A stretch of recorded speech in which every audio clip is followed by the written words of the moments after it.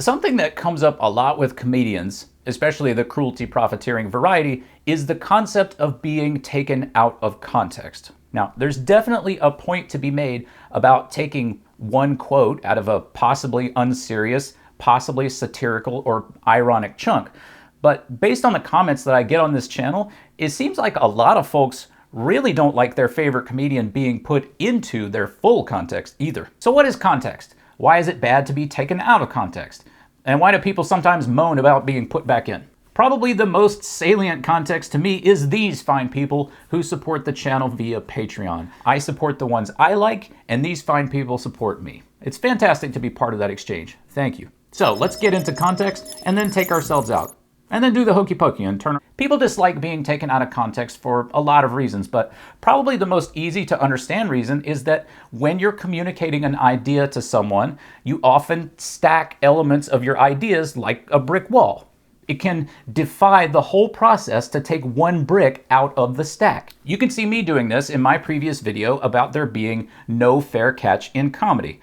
I start with the most basic principle, add a second principle, and then make a conclusion that I think builds on these two principles. This whole stack is called context. But to be clear, it's the context of this particular point that I'm trying to make, not a global context. More on that in a minute. In comedy, when you build a stack like this, you're often saying things that are absurd or not entirely true because you're trying to walk your audience to the top of a context stack, knowing full well that the place you're trying to take them is absurd. That's just part of the art, and it's fun. You can build a stack like this as a comedian using points that your audience doesn't even like. They might even find what you're saying to be utterly repellent, and you might feel that way too, but you can get them to accept what you're saying using stuff like your performance to let them know that what you're saying isn't real. They accept it in context. But if someone takes one of those wild things you said as part of a big weird stack, which you said knowing full well it would be somewhat uncomfortable, and posts it on Twitter or writes a news article about it or something, then a lot of people might get mad at you as if you stood there on stage and said that thing totally seriously. Even though that's not at all what happened. That's being taken out of context. One kind of context.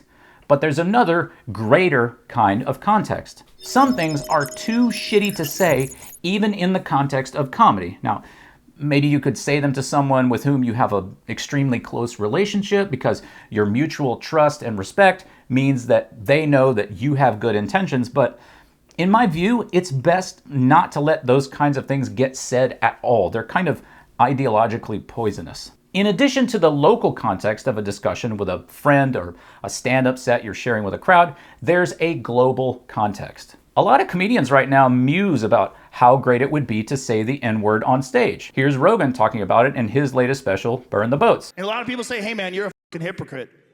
You'll say the R word, but you won't say the N word. Here's John Cleese waxing wistful about it in an interview. Now, just consider this situation. If I actually pronounced the N-word today, which I'm not going to. Relax. Okay. It's all right. It'll be okay. Okay? But if I did, it would be in the papers tomorrow. Now, how useful is that? To these greedy buffoons, saying the N-word is like the Everest of the Rogan-inspired anti-woke cruelty profiteering movement. But unlike Rife and Rogan, at least Cleese has the temerity to be honest about why he wants to say it. They all want to say it because it would get them attention, and to them, attention is money. This is driven by the attention economy of social media. They want to say shocking things, get attention for it, make money from that attention, but then deflect any backlash by saying, you're taking me out of context. But again, some things are so harmful, they obliterate local context. In addition to the local context of a show, there's also the global context of everyone trying to live their lives unharmed and without being discriminated against. Because speech is powerful, some words and ideas are harmful.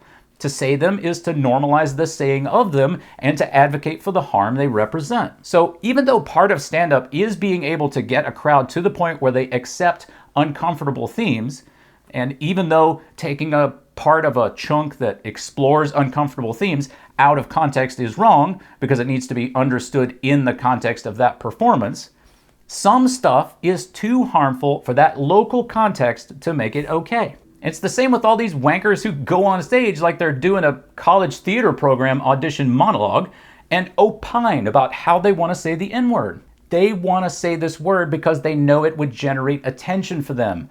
But then they whine about being taken out of context because they want to make the money attention would bring without having to be called a racist or a bigot.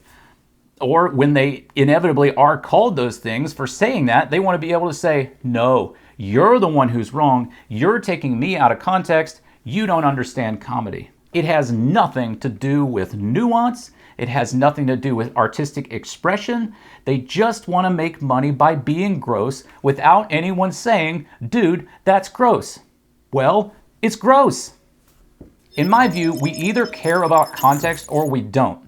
If you do care about context, then it's fair for people to criticize you for running afoul of a global context. To implement a sliding scale like this, where you moan about being taken out of the context of comedy, but you ignore the global context, is unbelievably slimy.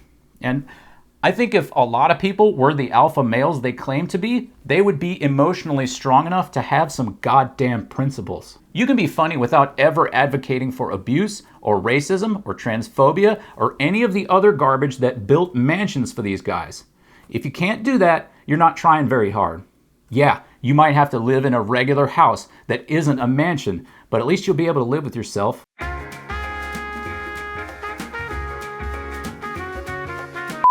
But to be clear, it's the context of this particular point I'm trying to make.